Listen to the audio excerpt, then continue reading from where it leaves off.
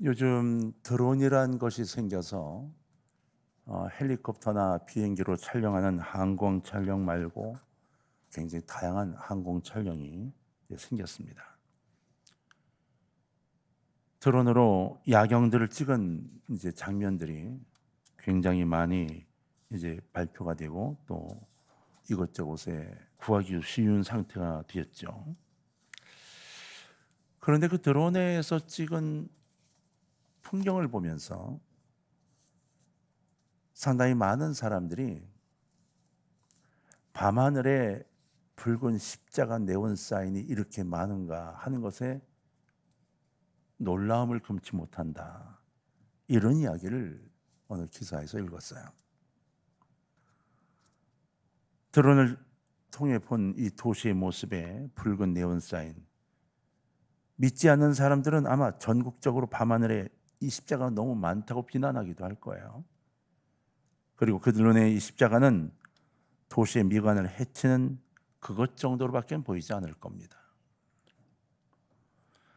때로 십자가는 여성들의 목에 매달려서 건들건들 흔들리며 다니기도 하죠. 심지어 반지에도 붙어 있습니다. 언제부턴가 장신구가 되는 십자가의 모습들이 있어서 교회를 다니지 않아도 자기를 보호해주는 부적처럼 십자가를 가지고 이곳저곳에 지니고 다니는 모습들을 보게 됐습니다. 성도들도 마찬가지, 이 십자가가 자신을 이끌어가는 부적 같은 느낌을 갖도록 믿음을 갖고 있는 사람들도 있어요. 복음이 한반도에 들어온 지 100년이 훨씬 넘었습니다. 그 세월 동안 십자가의 의미가 퇴색되고 퇴락되어서 지금은 진정한 십자가의 의미를 찾기가 굉장히 힘이 듭니다. 교회가 커지고 방대해지면서 교회 앞에 강단은 이제 LED로 꽉 차는 시대가 됐습니다. 그 십자가는 LED 화면에 십자가로 대치가 됩니다. 화면이 바뀔 때마다 십자가는 사라집니다. 그리고 무엇인가 다 끝나야 다시 등장하는 십자가가 되고 말아요. 심지어 십자가를 강단에 올리지 못하도록 강력하게 주장하는 교단도 있습니다. 교회 꼭대기에 붙어있는 종탑의 십자가도 단순히 교회 위치를 확인하기 위한 십자가일 때가 많습니다. 초대교회 십자가는 어떤 십자가였을까요? 초대교회 십자가는 가장 자랑스럽고 감격스러운 상징이었습니다. 그 십자가가 사람을 모이게 했습니다. 그 십자가가 목숨 걸고 예배를 드리게 했고, 그 십자가가 사람들이 살아갈 수 있도록 만들어줬고 순교하게 했습니다. 십자가는 그들이 의지하는 하나님의 능력이었으며 구원을 주시는 영원한 소망이었던 겁니다. 예수 그리스도의 피 묻은 십자가는 영원한 우리 구원의 비밀이며 우리가 살아야 할 삶의 원천이 되었던 겁니다. 예수님 십자가에서 흘리신 보혈의 피, 이것을 표현할 방법이 없어서 우리는 십자가에 그 피가 묻어 있다고 생각하는 것으로 정의하기 시작했어요. 그래서 십자가는 장식이나 의미도 없는 상징이 절대로 아니었던 겁니다. 성도임을 알리는 단순한 표식도 아니었습니다. 십자가는요, 그들의 삶의 원동력이었고 이유였습니다. 십자가를 바라보며 영광 돌리는 삶을 살았고 그들의 삶의 중심에 십자가를 세우고 살았습니다. 그래서 정말로 나무로 만든, 그냥 나무로 손으로 묶은 자그마한 십자가를 손에 들고 그리고 사도들의 설교를 들었다고 해요. 그 십자가를 손으로 이렇게 만지면서 주님이 주신 보혈의 피를 느끼려고 애를 썼다고 해요. 우리 카페 실만 물가에 가면 월드비전에서 보내서 세워놓은 사진이 있습니다. 그 사진에 흑인 소년 하나가 한쪽 날개가 부러진 십자가를 들고 서 있는 모습의 사진이 하나 있어요. 매일신문 기자가 아프리카 같이 취재하러 갔다가 그 사진을 찍어 왔는데 그 사진이 굉장한 감동을 줘서 월드비전을 대표하는 사진처럼 그렇게 됐습니다. 나무로 만든 십자가, 날개가 부러졌어요. 그 십자가를 붙들고 그 아이가 환한 미소를 짓고 있습니다. 여러분에게 십자가는 무엇입니까? 여러분의 교회는 무엇인가요? 좀 더 나아가 여러분의 예수님은 누구인가요? 여러분의 목적을 이루기 위한 부적 대신 갖고 다니는 명단과 명칭인가요? 예수님 당시 로마 제국의 속국이었던 모든 나라는 십자가를 죄수들을 매다는 데 사용했던 이 사형 틀이었습니다. 그 이상의 의미가 전혀 없었습니다. 그러니까 사형 때에 있던 십자가, 그래서 그 당시에 십자가는 무조건 중형 이상의 아주 중한 범죄를 지은 자들이 사형당하며 사형되어질 틀, 이렇게만 정의가 됐죠. 못 박히는 게 아니라 매달려서 햇빛에 말려 죽도록 한 겁니다. 그런데 말이에요, 이 로마에 초라한 행색으로 나타난 바울이라는 사람이 등장하게 됩니다. 이 바울이 그 거대한 로마 제국을 향해서 이 사형 틀을 전하기 시작한 거예요. 다들 가기 싫어한, 보기 싫어하는, 만져보기도 싫고 구경하기도 싫어하는 그 십자가를 마구 외치며 이 십자가에 너를 못 박으라고 가르치기 시작한 거예요. 로마 사람들은 미친놈이었죠. 어리석은 것처럼 보였습니다. 바울, 그의 주장은 상식적이라기보다 거의 억지에 가깝게 느껴졌습니다. 바울은 십자가의 능력이 우리 생명을 위해 놓지 못하는 모든 것을 자유케 한다고 외쳤습니다. 우리가 놓지 못한 수많은 욕심들, 놓을 수 없는 욕망들, 버릴 수 없는 내 자존심, 이 모든 것들을 놓을 수 있는 유일한 길이 십자가라고 외쳤던 겁니다. 인본주의, 아닌 척하지만 꽉 차 있는 인본주의, 내가 느낄 부담, 내가 느낄 많은 것들에서 벗어나고 싶어하는 인본주의, 그 인본주의 속에서 바울은 신본주의를 외쳤던 겁니다. 얼마나 핍박을 받았겠어요. 그럼에도 바울은 자그마한 키에 안장다리로 그 길을 걸어다니며 이 복음을 외쳤던 겁니다. 십자가는 우리에게 구원을 주시는 하나님의 능력입니다. 사도 바울이 전하는 오늘 본문의 핵심적인 메시지가 바로 그것입니다.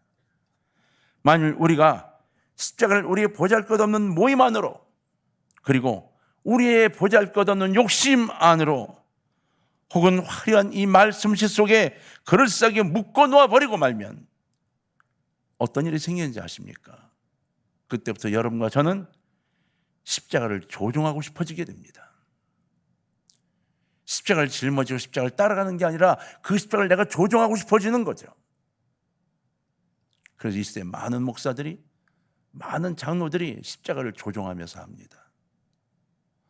하나님 원하신 뜻을 따라가는 게 아니라 내 입장, 내 처지, 내 이익을 다 따져서 십자가를 조종하며 산다는 겁니다. 그렇게 되면 우리도 모르는 사이에 이 모든 것들을 스스로 통제할 수 있다고 생각하며 살아가게 돼요. 내 손에 모든 것이 다 붙잡혀 있다고 생각하는 거예요. 그 순간 우리가 잃을 것이 하나 있어요. 무엇인지 아십니까? 하나님이 손을 놓으신다는 겁니다. 그래? 그럼 네가 해. 하나님 손을 놔버리십니다. 그때부터 내가 해야 되는 거예요. 근데 참 기묘하죠? 그리고 아주 교묘합니다. 내가 맡아 좌지우지하고 싶어 하지만 막상 일이 안 돼 잘못되면 다 하나님 탓으로 돌립니다. 우리 때만인가요? 아니요. 출애굽 때도 네 그랬습니다. 이스라엘도 네 그랬습니다. 그랬으니까 우리도 그래도 된다고요? 아니요. 우리는 그러면 안 됩니다. 왠지 아십니까? 그들 출애굽 때는, 바벨론 때는 십자가가 없었습니다. 예수 그리스도의 죽음이 없었습니다. 지금은 예수 그리스도의 죽음의 십자가가 우리에게 주어졌는데도 불구하고 우린 그것마저 내가 사용하고 싶어 한다는 거죠. 십자가는 우리가 바퀴를 달아서 끌고 다니는 편의주적인 십자가가 절대로 아닙니다. 피 묻은 십자가, 원색적인 피의 복음이 우리의 구원이 되어야 한다는 겁니다. 오직 십자가의 어리석은 가운데서, 오직 십자가가 가지는 열정 가운데서 때론 그것이 비상식적이고 이 세상 사람들의 방식과 다르다 할지라도 바로 그 피 흘리신 십자가, 거기에 우리 진정한 능력이 있음을 믿어야 하고, 아무리 봐도 이것은 아닌 것 같아도 하나님의 길이면 그것이 옳은 것입니다. 우리들에게 맡겨진 것은 신학적 이론을 만들어내고 대단한 성공을 통해 남들이 부러워할 만한 교회를 만들어내고 이루어내는 것이 아닙니다. 바로 삶의 현장에서 주님의 십자가를 붙잡고 그 십자가의 구원의 능력을 증거하는 것, 이것이 십자가의 삶인 겁니다. 굉장히 많은 사람들이 멋지고 아름답고 그리고 자랑하고 싶은 성전을 만들어내려고 합니다. 멋진 옷을 입고 설교문이 기가 막힌 목사들, 그들을 양육하려고 합니다. 부자가 돼서 멋진 차를 타고 교회 앞에 세워놓으며 멋진 폼으로 성경을 들고 교회를 들어오는 부자인 성도들을 만들어내고 싶어 합니다. 아니요, 그건 십자가가 아닙니다. 거지같이 살라는 게 아닙니다. 설교를 못해야 된다는 게 아닙니다. 교회가 멋있지 않아야 된다는 게 아닙니다. 그 안에 십자가가 있어야 한다고 하는 겁니다. 사랑하는 성도 여러분, 하나님께서 우리에게 맡겨주신 것은 십자가입니다. 그 십자가 안에는 세상적으로 보기에는 미련함과 지혜로움, 악함과 강함으로 가득 채워져 있습니다. 우리들이 지녀야 할 것이 있다면 그것은 하나님을 전적으로 신뢰하는 믿음인 거예요. 여러분 이걸 아십니까? 하나님의 가장 큰 어리석음이 인간들의 지혜를 다 모아놓은 것보다 훨씬 지혜롭습니다. 하나님의 가장 어리석다고 할 수 있는 부분을 찾아낸다 할지라도 이 인류의 지혜를 다 모은 지혜보다 훨씬 지혜롭습니다. 이사야는 우리와 하나님을 비교할 때 하늘과 땅이라고 비교를 했습니다. 세상적인 화려한 방식보다는 세상적으로 악하고 미련한 것처럼 보이는 그 방식보다는 세상이 볼 때 약하게 보이는 그것, 그럼에도 하나님의 방법이라면 그것을 따라가는 것이 옳은 것이고 그것이 강력한 것인 겁니다. 좁은 길로 걷는 자, 대로가 아니라 좁은 길로 걷는 자가 승리합니다. 우리는 어릴 때부터 군자 대로행 이렇게 배웠습니다. 근데 성경은 좁은 길로 가랍니다. 어디로 가야 될까요? 군자니까 대로로요? 아닙니다. 좁은 길로 가야 합니다. 그래야 진정한 승리가 우리 앞에 있는 것이고 주님을 만나게 되는 거죠.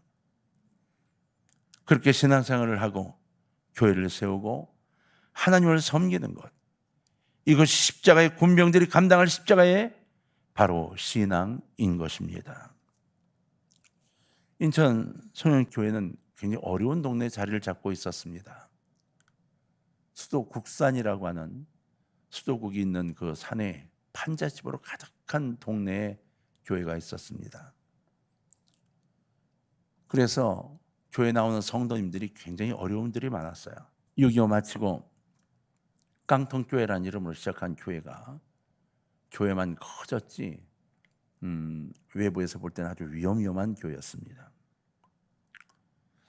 고난주간 월요일인가 화요일인가 이제 막 중등부에 올라온, 이제 초등학교에서 중등부로 올라온 아이 하나가, 여학생 하나가 제 번호를 어떻게 알고 집으로 전화를 했어요. 선생님 좀 만나자고. 근데 그 아이를 제가 아는 게 초등학교 때 그 다른 선생님한테 소개를 받아서 그 아이 중등부로 올 때 잘 부탁한다는 인사도 받고 그랬는데, 부모님이 교회를 안 다니세요. 그리고 굉장히 완고하시고 집이 너무 어려워요. 너무 어려워서 학교에 내는 돈을 제대로 못 내고, 또 교회 헌금도 거의 하는 주가 없다. 그러니까 선생님이 주일날 헌금을 이렇게 못 내서 상처받지 않도록 좀 해주세요. 이게 부탁을 받은 아이예요. 그 교회에서 이제 만났는데, 만나자마자 인사를 꾸벅 하더니 말없이 작은 봉투 하나를 제게 쓱 내미는 거예요. 부활절 감사 헌금이었어요. 저도 모르게 헌금을 이렇게 잡아드는 순간 헌금 봉투가 두툼한 거예요. 주일날 바쳐도 되는데 부활주일날 그럴 수가 없대요. 집에 이걸 가지고 들어가면 엄마 아버지가 웬 돈이냐고 당장 뺏어서 술 드시거나 뺏을 거라 이건 안 된다는 거예요. 선생님이 좀 맡아달라는 거예요. 그리고 주일날 헌금으로 드려달라는 거예요. 정말 가난한 딸인 걸 제가 알아서 제가 물었어요. 이 헌금 어떻게 준비했어? 까지 묻다가 말꼬리를 흐렸어요. 그 녀석이 자랑하던 치렁치렁한 머리가 단발이 되어 있더라고요. 중학생이 되니까 단발머리가 되어야 하는데도 3월 내내 이 녀석이 학교 가면서 단발머리를 안 잘랐거든요.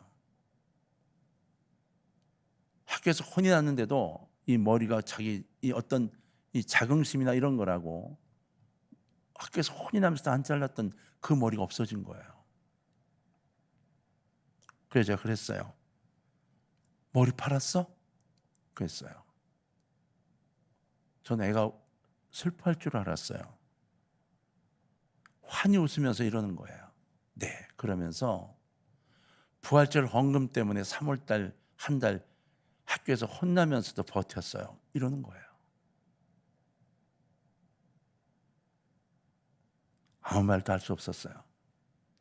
그 아이 손을 붙잡고 기도해주고 보내놓고 교회 들어가서 엉엉 울었어요. 옥합을 깨트린 마리아, 그 마리아를 보는 것 같았어요. 그 아이는 어렸지만 이제 겨우 초등학교를 지나 중학교 1학년이었지만 십자가를 붙들고 있었던 거죠. 사도 바울이 그 십자가를 붙들고 살았습니다. 그 십자가를 그의 삶 속에 세우고 사역에 세우고 교회에 세웠던 겁니다. 그리고 세상 사람의 눈에 보면 보잘것없고 미련해 보이는 이 하나님의 방법을 따라 그의 인생을 세우고 있었던 겁니다. 그래서 결국 바울을 향해 이렇게 말했을 거예요. 저게 뭐 하는 짓이냐고. 단두대에서 목이 잘려 죽은 게 좋은 거냐고. 그 당시에 사도들 다 순교했죠. 그렇게 말했을 거예요. 저게 옳은 거냐고. 그들은 몰랐을 겁니다. 2000년이 지난 이 시대에 그들을 통해 복음이 증거되고 얼마나 많은 사람이 천국 가는 사람이 됐는지를 아마 상상도 못했을 겁니다. 다시 한번 우리는 이 사순절에 결단해야 합니다. 나는 무엇을 잡고 살아갈 것인가? 십자가를 잡을 것인가? 아니면 재물을 붙잡을 것인가? 내 욕심과 내 아집을 붙잡을 것인가? 재미있는 이야기를 하나 들어서 제가 예화에다 적어놓은 게 있어요. 태평양에 섬이 하나 있었어요. 이 왕래가 잘 없는 섬인데 여기 오래전부터 내려오던 풍습이 하나 있었대요. 그게 뭐냐면 외지에서 사람이 들어오는 게 참 귀한 데기 때문에 누가나 배를 타고 가다가 표류를 해서 여기 들어오잖아요. 무조건 왕을 세우는 거예요, 그 사람을. 1년 동안 왕을 세우는 거예요. 왜냐하면 바깥에 문물이나 바깥에 돌아가는 걸 모르니까 그 사람이 들어오면 바깥이 어떻게 돌아가는지 우리 이 섬이 좀 발전할 수 있도록 1년 동안 왕을 세우는 거예요. 이 조건이 있어요. 1년이 끝나는 날 왔던 그대로 입혀서 타고 왔던 그대로 다시 보낸다는 거예요. 말이 되냐고요? 옛날 얘기예요, 동화 얘기. 누군가 만들어 놓은 얘기겠죠. 그 얘기를 듣고 이 예화를 한번 써야 되겠다 적어 놨는데, 근데 이제 어떤 사람이 이 섬에 표류를 해서 왔어요. 널빤지를 이제 타고 그냥 죽어라 헤엄을 쳤는데 이 섬에 도착한 거예요. 도착했더니 사람들이 막 다 몰려 나와서 막 북을 치고 막 환영을 해주고 그 왕을 세웠어요. 이게 무슨 일이냐고 그랬더니 우리 마을에 이런 풍습이 있다고. 1년 뒤에 이제 가시면 된다고. 1년 동안은 하고 싶은 대로 시큰 하시라고 그랬어요. 그럼 이 사람이 물었어요. 내 앞에 그럼 그게 와서 왕을 한 사람이 있냐? 지금까지 2사람이 있었다. 그래? 그럼 첫 번째 사람은 무엇을 했느냐? 첫 번째 사람은 저 언덕에 보이세요? 저 집, 어마어마한 집을 지어놓은 거예요. 왕궁처럼 짜친 거야. 오자마자 왕이 되자마자 1년 내내 우리 모두를 동원해서 저 집을 지었다는 거예요. 그리고 집 입주하던 날 쫓겨났다는 거예요. 1년이 돼서. 그럼 두 번째 사람은 와가지고 첫 번째 사람 이야기를 물어서 얘기를 해줬더니 미련한 놈. 그 집에 살면 뭐해? 1년 뒤에 쫓겨날 걸. 맛있는 거나 시컷 먹지. 그리고 그냥 온 섬에 있는 맛있는 거를 다 동원해 먹었다는 거예요. 그리고 1년 뒤 전혀 스스럼 없이 물가로 걸어갔는데 1년 동안 얼마나 먹었는지 살이 쪄가지고요. 헤엄을 쳐서 이 섬에 왔으니까 헤엄쳐서 나가야 되는데 헤엄을 치는데 무거워서 도중에 꼬르륵 가라앉아버려 죽었다는 거예요. 첫 번째 사람도 마찬가지예요. 작은 배를 타고 왔는데 그냥 멀리 못 가고 죽었다는 거예요. 이 세 번째 사람은 어떻게 했는지 아세요? 그 얘기를 다 듣고 내가 한번 섬을 둘러보겠다고 뺑 둘러본 다음 이 섬 뒤쪽에서 보니까 건너편에 자그마한 섬이 하나 있는데 그 섬은 뭐냐? 무인도입니다. 아무도 살지 않습니다. 그래, 알았어. 그럼 뭘 했을 것 같으세요? 그날부터 모든 주민을 동원해서 그 섬에다가 집을 짓고 논을 개간하고 과일나무를 심고 가축을 기르게 한 거예요. 1년 내내. 그리고 1년 뒤 널빤지를 타고 그 섬으로 건너갔다는 거예요. 제가 이야기를 들을 때 저는 약간 또 그 생각이 좀 달라서 왜 그렇게 했지? 왕권을 갖고 있던 하루나 일주일 전에 큰 배를 만들어서 타고 나오지? 뭐 이런 생각도 막 했어요. 이건 예화니까 이해가 되세요? 그랬다는 거예요. 자, 그럼 이야기를 좀 한번 해보십시다. 우리 인생은 한 번은 떠날 수밖에 없어요. 저나 여러분 모두가 한 번은 떠납니다. 그럼 우리는 무엇을 위해 살아야 할 것인가요? 멋진 집을요? 열심히 먹는 거로요? 무엇을 가지고 갈 수 있죠? 집이나 돈을 가져가겠습니까? 아니면 잔뜩 먹어서 이 몸을 가눌 수 없을 정도로 그렇게 해서 그 몸을 가지고 떠나겠어요? 우리 모두는 언젠가는 이 땅을 떠납니다. 사랑하는 성도 여러분, 나는 어떻게 할 것인가? 이게 성경이 우리에게 계속 던져준 질문이었어요.